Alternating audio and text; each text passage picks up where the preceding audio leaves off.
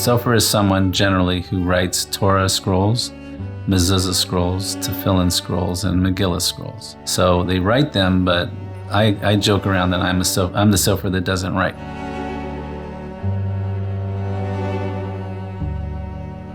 I love being a gym coach, and I started teaching, which I really wanted to do, truthfully. So I was teaching, and I realized I was better being a gym teacher than a Jewish studies teacher, and I was not really I wanted to be their friend and buddy and play sports with them rather than actually teach them Torah. But as a full-time teacher, I didn't think I was qualified or had the right discipline to be a teacher full-time. I wanted to still do something Jewish or get a job.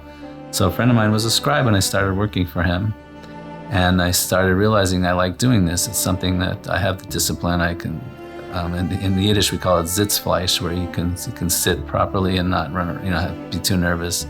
I had a very steady hand generally, and I still do, fortunately, in my right side especially, because I'm right-handed. It kind of fit me pretty well.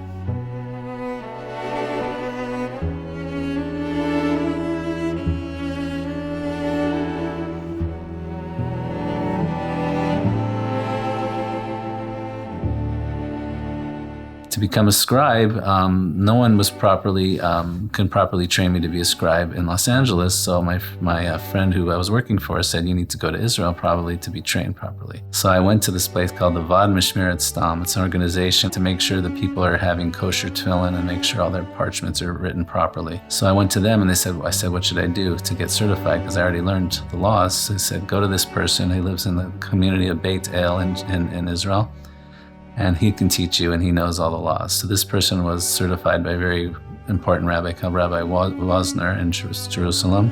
So he taught me separately, and he certified me himself. And he tested me, and then he certified me to become a sofer. And the truth is, not once has someone said, I need to see your certification. I have it in a folder, but it's people at some point, they found out they know who I am, and they said, yeah, I trust him, so.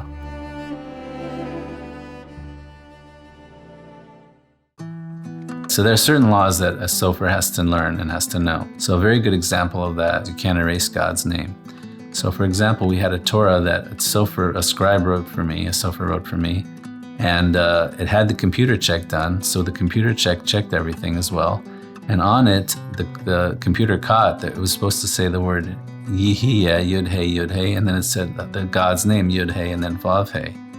So that you couldn't erase. And for some reason, the computer found the problem, but no one fixed it. They probably were afraid to fix it because you're not allowed to erase God's name. So what we had to do is we take the whole section. There were 3 columns. It's probably 3,000 letters were written on that, and he had to write that whole section over again. And then we re-sewed that back into the Torah. Not only are you paying the person to handwrite something, which is very difficult to do, but you're also paying them to make sure, if he makes a mistake, that's on him and he has to deal with that.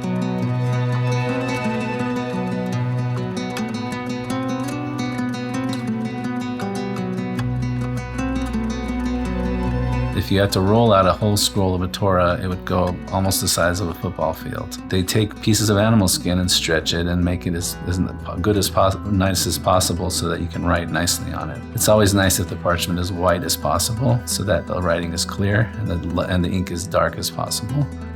So when we use the animal skin, that's what we use for all of these items. Every kind of parchment we use that we write on is made out of animal skin, not out of paper. So you have to take 60 pieces of parchment, and the scribe writes on each one of them, and then afterwards you sew it together, and there's these little pieces of parchment that you tape to the top and the bottom to secure the sewing.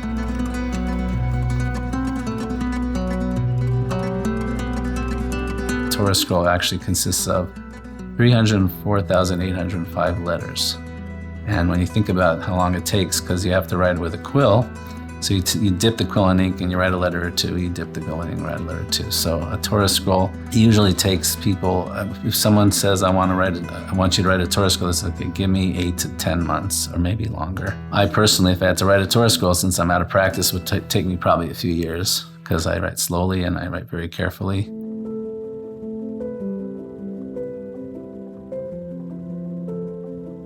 A Magilla Scroll is a lot less. It's usually not written as tall, as big piece of parchment, it's a smaller piece of parchment. And it is made of several pieces. It's long enough where you can't write on one whole piece. So it's also pieces that are sewn together. It's usually about 8 pieces. Sometimes they write it on bigger parchment and it's only 2 larger pieces, but it's usually about 8 pieces that are sewn together. So the truth is there are more than, we talk about a Magilla Scroll. We traditionally are talking about a megillot Esther, the scroll of Esther, the story of Esther, the Purim story. That's traditionally read on parchment during the holiday of Purim. So that usually is around, like I said, about 8 pieces sewn together. There are other scrolls also. There are actually 5 megillot that we read during the Jewish calendar. But the main requirement is the megillot Esther to read on Purim is on that scroll. Some people use scrolls for the other holidays, but most people just read out of a Tanakh, out of a Hebrew Bible, Jewish Hebrew Bible, the Old Testament.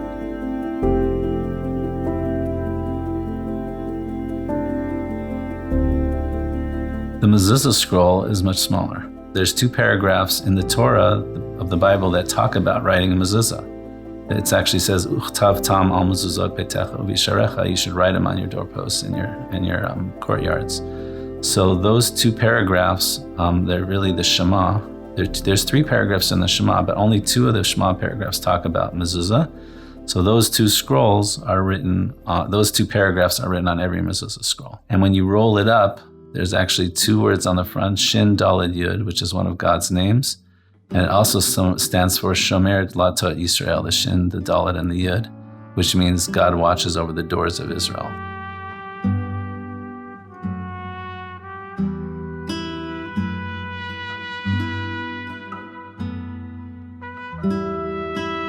There's 4 places in the Torah that talk about tefillin. So those 4 paragraphs are written on parchment and put inside the tefillin. You wear the tefillin on the arm and you wear something on the head. There's a box that goes in the arm and that straps around your arm, and then there's straps that tie to your head that you wear for the tefillin, we call the shel rosh for the head. So for the Jewish community, people are always bringing me their things to examine. So they're bringing me their Mezzah scrolls to check. So I check them, so I'll put the Torah aside and do those projects. Or put together a pair of tefillin for someone, and that's kind of like something I'll always do to move the Torah project aside. And then some days I'll have people coming in, they want me to check their tefillin. It's like a tefillin day. I'm always just checking tefillin that day, and some days it's a mezuzah day. But on almost every single day I'm working on a Torah and doing something else.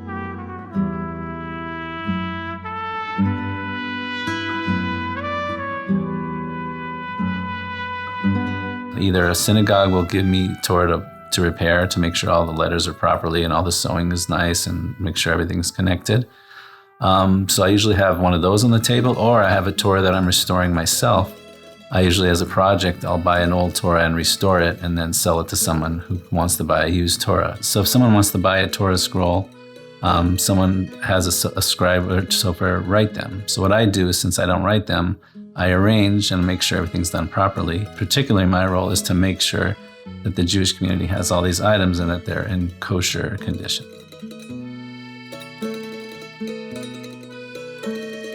Everyone's commanded to write their own Torah. So how do you do that? Ideally, the best way to do it is actually write a whole Torah yourself, which basically most people cannot do. And I am as a scribe, and I haven't done it myself either. So people fulfill the mitzvah either by hiring someone to write a whole Torah scroll for themselves, or if you even just write one letter or hire someone to write one letter, we consider that as if you wrote a whole Torah scroll. So how do we do the final ceremony is with the Torah scribe writes all the letters, and the last few letters of the Torah we leave, they're supposed to be left blank, but what we do now is we outline the last letters. So all you have to do is touch up the letters and fill them in properly. So I'm careful, I get really nervous.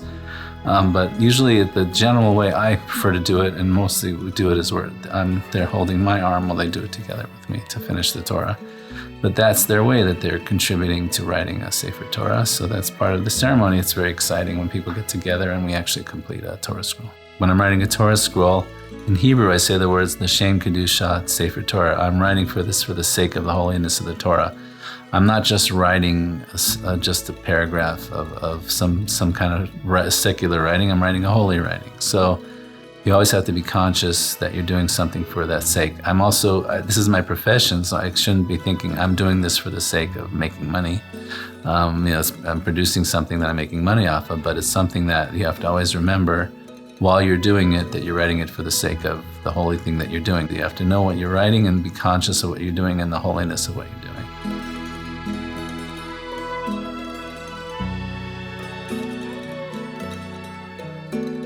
Usually you're exposed to a Torah scroll only when you actually go up to the Torah and look at it, and it's something, wow, it's a Torah scroll, don't touch the parchment, it's like very holy.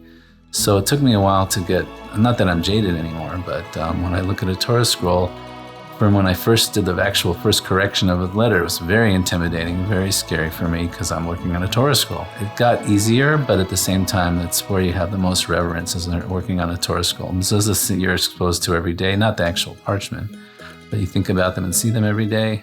Not the insides, people don't see the insides every day, but a Torah scroll is one of those things when you're in synagogue and you see the Torah scroll, they pick it up, and when you have that special time where you get your aliyah when you give to the Torah, it's a very special feeling, and seeing that Torah scroll is a very meaningful thing. So that's kind of where the holiest part of what I do, it means a lot to me, to that I'm working on the Torah scrolls. I kind of feel a responsibility to help people along their spiritual journey and make sure they feel their lives are properly run the way they're supposed to be done.